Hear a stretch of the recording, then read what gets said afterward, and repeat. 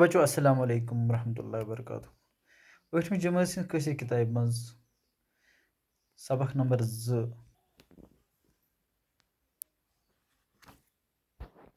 वलियो आज करो कैसन महरन पे कत यथ मज सवाल ती जुमल बनवियो यमन मज बुन कन दर्ज महवर वर्तावन आसन आमत महवरन लिखियो मानते यथ मज कि महवर वलि परो लोर आसन सुन सव करुन कंजस गगर फटन येल अनुन कन बरन कानि क्युल रोजुन काड़न सिर गसन जिस्म बेहनावने अछ मज किटुर मे लिख यह महवर बोर्डस पे उहद मानते लिखुम तो बे करिम इस्तेमाल यथ वर्ताव कशीर पे वनान लोर आसन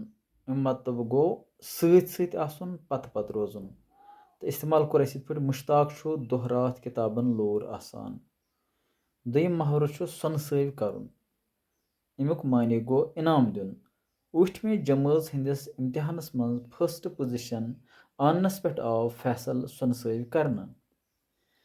ब्याख महवर कंजस गगर फटन अमुक मतलब गो इख्तलाफ गसन या न्याय वथुन तो इस्तेमाल पे आमद कर तुह रात मीटिंग मज कंजस गगर फटमज वजह क्या ब्याख महवर येल अन मतलब गो कापि अन तो इस्तेमाल पे कोर्मुत ददरान अन कम कम दुश्मन येल ब्याख महवर कन बरन अमुक मतलब गो कस मुतलिक गलत बयानी करन पन्निस दोस्तस खिलाफ कन बरन छन जान काम ब्याख महवर कानि क्युल रोजुन अमुक माने गो बुगुज या हसद आसन वर्ताव इस पे आमद कर नवाजस म्यानि कामयाबी हुंद कानि क्युल काड़न सिर गसन गो तकबर गसन तोत आस योरच कथ बोजान ऐ काड़न क्या ताम सिर गसान ब्याख महवर जिस्म बेहनावने मतलब गो दबावस तल अन ददरान बेहनावि पन्न दुश्मनन सख्ती सान जिस्म तो आखिरी महवर अछ मज किटुर कह चीज खरुन या नफरत गसन आजकल ईमानदार अफसर लुकन हज अछ मज किटुर आसान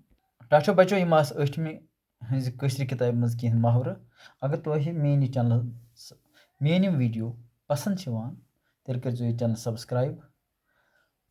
तो बे दबो बेल आइकन ताकि तुह तम वातन ताज़ वीडियो पन्न दोस्तन तो यारन ते वनजो यह चैनल सब्सक्राइब करने खतर शुक्रिया।